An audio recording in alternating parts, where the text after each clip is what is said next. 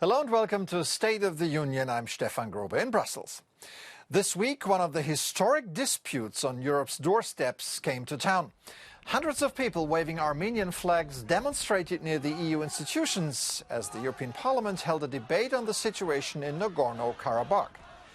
The intense fighting in the mountainous region between forces from Armenia and Azerbaijan showed no signs of abating.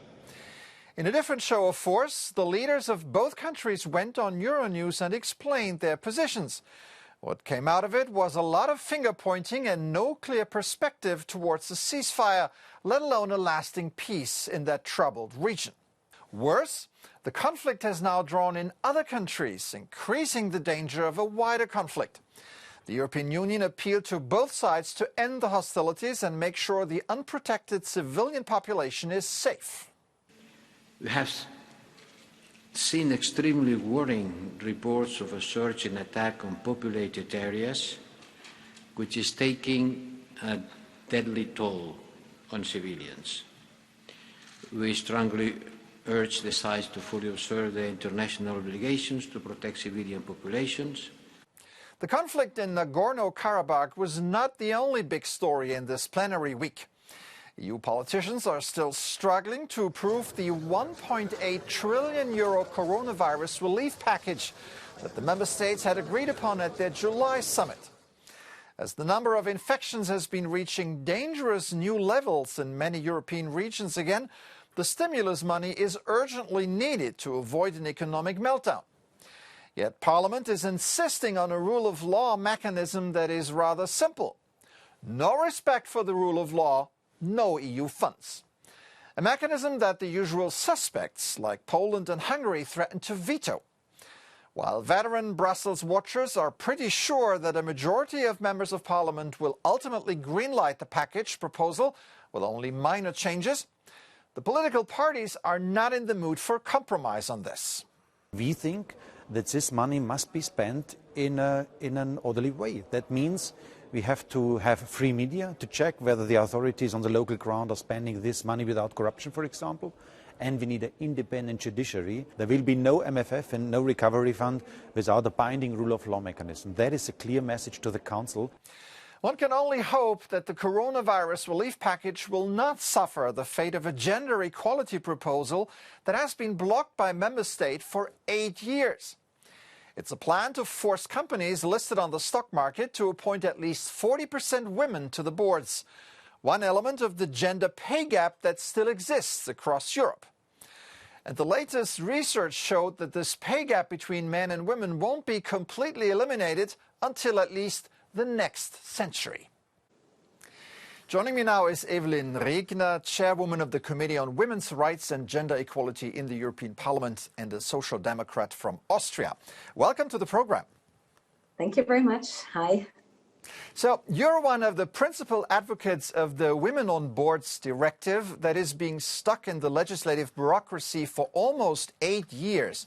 Who are the forces you are fighting against? It's the Council. There are some member states who say women on boards, that's something very important, but we do that at home. We don't do that at the European level. That should be done at home. Unfortunately, they don't do anything at home and therefore it's stuck. The question, of course, is why are corporate boards such a male bastion that is resisting changes that we've seen everywhere else in society? Yeah, it's about power and who wants to give something of the cake. And it's about gender blindness. When board members and when those responsible think who we could take as a next board member, they don't widen the horizon. And widening the horizon means taking on board women. Because when you have diverse boards, companies are more successful. And I think that's a good explanation. Now, there is the argument, advanced also by some feminists, that it's more important to fight for equal pay on lower income levels than for equality in the already privileged world of boardrooms. What do you tell those critics? You need both bottom up and top down. Of course, it's necessary to have all those measures, binding measures, labor law, to encourage women at all levels, also at the lower level. But to have a good example in the board is important, and in order to change all these policies and these ways of how a company is led, you really need to do that top down.